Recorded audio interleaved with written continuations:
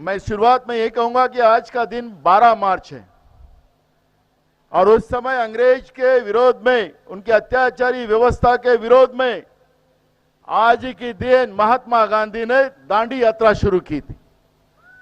और यह ऐतिहासिक पल है कि ऐसे इस पल में राहुल गांधी जी हमारे छत्रपति शिवाजी महाराज के भूमि में आए।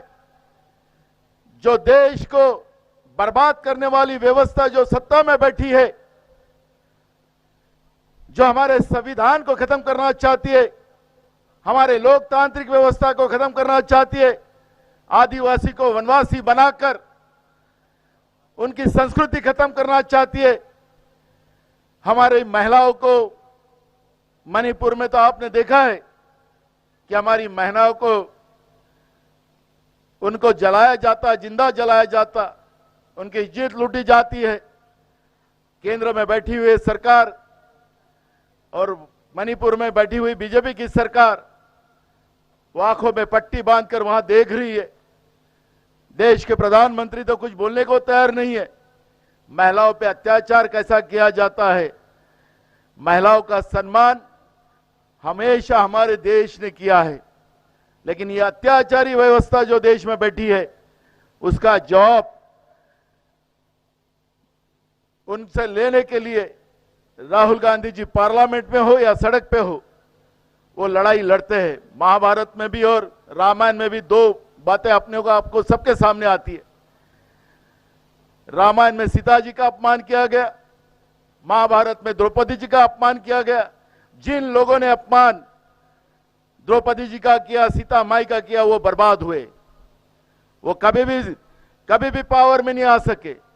वैसे ही आज देश की सरकार, मणिपुर में बैठी हुई बीजेपी की सरकार, राज्य में बैठी हुई बीजेपी की सरकार, वो हमारे महिलाओं पे बार बार अत्याचार कर रही है। वो हाल, वो हश्र जो कौरव का हुआ था, जो हश्र रावण का हुआ था, वही हश्र बीजेपी का हुए बगैर रहेगा नहीं। ये मैं आदिवासी की भूमि से बात करता हूं। और इसलिए जो होली जलाई गई यहां पर, होली के इसमें जो अभी हमारे केसी जी बता रहे थे कि जो गिरने के बाद उसको एक ही झटके में तोड़ना पड़ता है और तिरछा तोड़ना पड़ता है। केसी तो बोला मैं तो डरता हूं कि नहीं टूटा तो गलत हो जाएगा। राहुल जी ने हाथ में लिया और एक झटके में तोड़ दिया। तो इसका मतलब है कि देश में इंडिया अलायंस की सरकार राहुल जी के नेतृत्व में अब बनने जा रही है, इसमें कोई दो मत नहीं है। ये तो आगाज है, ये तो आगाज है, अभी तो शुरुआत हुई है। महाराष्ट्र में राहुल जी का कदम आने के बाद ये शुरुआत हुई है कि आगाज है, और अब अंजाम कितना अच्छा होगा इसका अंदाज आप बना लीजिए। और मैं इसलिए ज्यादा समय न लेते हुए माझ्या महाराष्ट्रातल्या सगळ्या जनतेला, कारण की आजचा दिवस यशवंतराव चव्हाण साहेबांचा जयंतीचा दिवस आहे। म्हणजे इतकं चांगला योगायोग आमचे योद्धा राहुल गांधीजी आमच्या महाराष्ट्रात आल्यानंतर ज्यांनी या राज्याचं मंगल कलश ज्यांनी ठेवलं, त्या यशवंतराव चव्हाण साहेबांची जयंतीचा दिवस आजचा आहे। आणि अशा या चांगल्या दिवशी महाराष्ट्र सुरक्षित करण्यासाठी महाराष्ट्रातल्या ओबीसी असेल, आदिवासी असेल, शेड्यूल कास्ट असेल, अल्पसंख्याक असेल, शोषित पीडित समाज असेल, त्यांना न्याय देण्यासाठी तुमच्या पाठीशी राहुल गांधी उभे आहेत हे सांगण्यासाठी या महाराष्ट्राच्या भूमीमध्ये राहुल गांधीजी आज आलेले आहेत।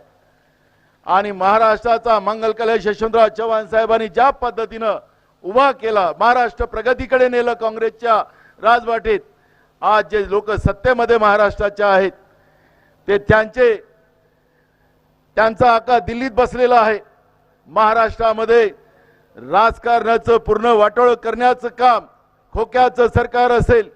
सांगायचं प्रधानमंत्र्यांनी भोपाळमध्ये भाषण करायचं कि इरिगेशन विभाग में 70,000 करोड़ का भ्रष्टाचार हुआ, एनसीपी ये पार्टी जो है भ्रष्ट पार्टी है।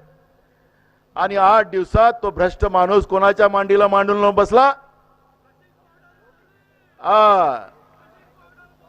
आणि त्यांच्या मांडीला लावून, म्हणजे हे भ्रष्टाचारी सरकार राज्यात, त्याचप्रमाणे राज्याचा मुख्यमंत्री तोच खोका, आणि बोका, आणि त्याच्यामुळे ही जी काही परिस्थिती आज महाराष्ट्रात बनलेली आहे, आपल्या लक्षात असेल की महाराष्ट्राचा शेतकरी हा प्रगतिशील होता। महाराष्ट्र में राहुल जी, मैं आपको बताना चाहता हूं कि सबसे ज्यादा महाराष्ट्र में किसानों की आत्महत्या आज हो रही है, केंद्र की गलत नीतियों का वजह, और राज्य की ये जो सरकार है किसानों के साथ नहीं है, किसान आत्महत्या करे ये व्यवस्था महाराष्ट्र में बना के रखी है। और ये किसान विरोधी सरकार केंद्र की हो, नरेंद्र मोदी की सरकार हो या राज्य की भाजपा प्रणीत सरकार हो, ये किसान विरोधी है। बेरोजगारों को तो बेहाल है। जैसे भी आपको मैं राहुल जी कहना चाहूंगा कि आप यूपी में भी थे, यूपी में जैसे व्यापन घोटाला जैसे पेपर लीक करने की जो मामला है वो महाराष्ट्र में भी है। यहां पर हमारे पढ़े हुए लड़के लड़कियां, उनके माँ बाप बड़े परिश्रम से अपने बच्चों को पढ़ाया, नौकरी लगेंगी, लेकिन यहां पे जब ऑनलाइन 1000 रुपया देना पड़ता है, एक पेपर का 1000 रुपया, और जाके जब वो परीक्षा केंद्र में जाते हैं तो परीक्षा केंद्र में भी गैया जहां पे बांधते हैं वहां पर परीक्षा केंद्र होते हैं। महाराष्ट्र में, महाराष्ट्र जैसे प्रगत राज्य को इनने व्यापक घोटाले से ज्यादा बड़ा घोटाला ये महाराष्ट्र में किया। हमारे युवाओं के परिश्रम को एक प्रकार को उनको खत्म करने का काम ये राज्य के बीजेपी प्रणीत सरकार ने किया है। ना युवा हमारे यहाँ पे खुश है, ना किसान खुश है। महंगाई के मारे तो सब लोग बर्बाद हो चुके हैं, और ऐसे समय में आपसे उम्मीद हमारी सबकी है कि आपके नेतृत्व में देश की सरकार बने, और जो अत्याचारी व्यवस्था देश में बनी हुई है इस सरकार को हमेशा के लिए सत्ता के बाहर करने के लिए आपके साथ यह आए हुए लोग यहाँ पे खड़े हैं। और मैं इसलिए आप लोगों का बड़े तहे दिल से स्वागत करता हूं। ये बड़े धूप में आप राहुल जी को आशीर्वाद देने यहां पर आए हैं। जिस प्रामाणिकता से, समर्पण से राहुल गांधी जी मणिपुर से, मैं खुद मणिपुर गया था जब यात्रा की शुरुआत हुई। मणिपुर में वहां तो कई बातें सुनने मिलती है, आंखों से आंसू बहने शुरू हो जाते हैं, लेकिन राज्य की सरकार और केंद्र की सरकार को उसकी चिंता नहीं। हर दिन एक महिलाओं को चौक में ऐसा फांसी लगाया जाता है, उसको निवस्त्र किया जाता है, सरकार कुछ नहीं बोलती वहां ना। मणिपुर में वो भी आदिवासी महिला है। तो ऐसे समय में पूरे देश में तबाही बचा के रखी है बीजेपी ने, और उससे बचाने का काम, हम सब लोगों को बचाने का काम सिर्फ राहुल गांधी जी कर सकते। और वो, क्योंकि मैं आप लोगों को, बीजेपी वाले कहते हैं बार बार राहुल जी को कि ये पदयात्रा से क्या होगा। मैं आपको बताना चाहता हूं कि भगवान श्री राम भी हो, वो भी वनवास में 14 साल थे, उनको भी पैदल ही चलना पड़ा था। तथागत गौतम बुद्ध भी हो, उनको भी पूरे देश में भ्रमण करते समय में पैदल ही घूमना पड़ा। हमारे जो साधु संत है, नकली नहीं, नकली भी आजकल भगवा कपड़ा पहन ले तो साधु बन जाता है। रावण भी वैसा था, एक थोड़ी देर के लिए भगवा पहना था। लेकिन जो ऋषि मुनि लोग हैं, वो ऋषि मुनि लोगों ने भी पूरे देश में पद यात्रा की थी और लोगों की भावनाओं को समझे। हमारा देश कैसा अच्छा बने, लोगों की भावनाओं को समझकर उस तरह की नींव उन लोगों ने रखी थी। लेकिन गलती से ये लोग आए, धर्म के आधार पर लोगों को बिखराया, और उसके आधार पर ये लोग सत्ता में बैठे, और हमारे देश की धरोहर को खत्म करने का पाप इन लोगों ने किया है। और राहुल जी, आप ही बचा सकते हो इस देश को, और इसलिए ये लोग आपको, आपके साथ यहाँ पे खड़े हुए हैं। मैं पुनः आप लोगों को बहुत बहुत धन्यवाद देता हूं।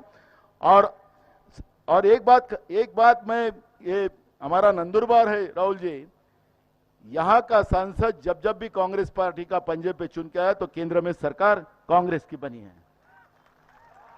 और मैं आपसे वादा करता हूं राहुल जी, मैं करूं वादा राहुल जी से, कांग्रेस का सांसद यहां से चुन के देंगे ना आप, तो राहुल जी यहां का सांसद कांग्रेस का चुन के जाने के बाद केंद्र में सरकार भी कांग्रेस और इंडिया अलायंस की बनेगी। मैं आपसे अभी से वादा करता हूं। और मैं पुनः आपको धन्यवाद देता हूं, आपको सुनने के लिए आए। मैं आपका पुनः स्वागत करता हूं और मेरे 2 शब्द पूरे करता हूं। जय आदिवासी, जय आदिवासी, भगवान बिरसा मुंडा के। न्याय का हक मिलने तक।